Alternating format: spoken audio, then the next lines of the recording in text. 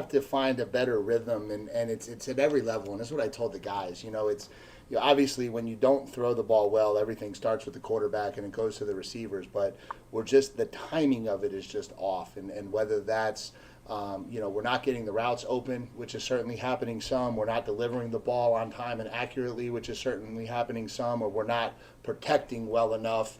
And when things are coming open, we're not able to get rid of the ball in the timely manner that we want to. And there's just seems to be breakdowns in different times at all three of those levels. And so, when that happens, you have to go back to the basic fundamentals. We've got to protect.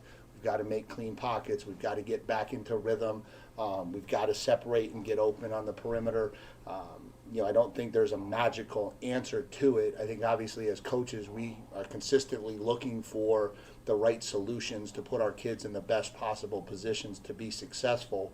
But it really is a rhythm thing. We're just not getting into a great rhythm, and there's a lot of different breakdowns that's causing that. And obviously we're very much aware of the fact that that's something that needs to get better for us to have the success that we want down the stretch.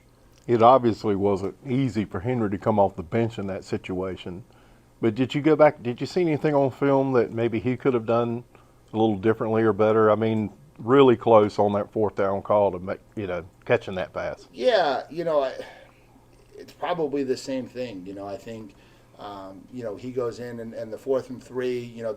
Credit to them. They did a really, really good job of covering that route and forced us to try to run over the top of a defender all the way to the back pylon. And obviously we had hoped there was a lot of other options prior to that one, and they just covered them all. And so that became just a really difficult play. I thought they just did a good job on that play.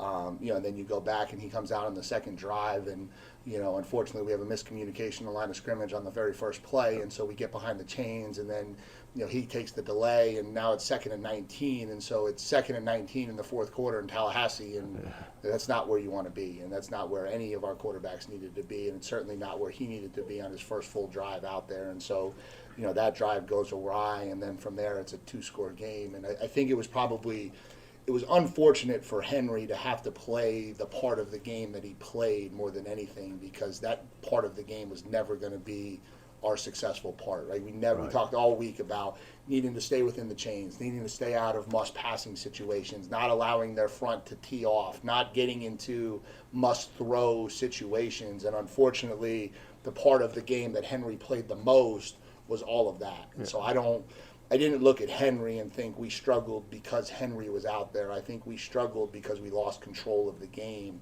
and we had to play a part of the game that was never going to be a recipe for us to have success. Mike, did you get any explanation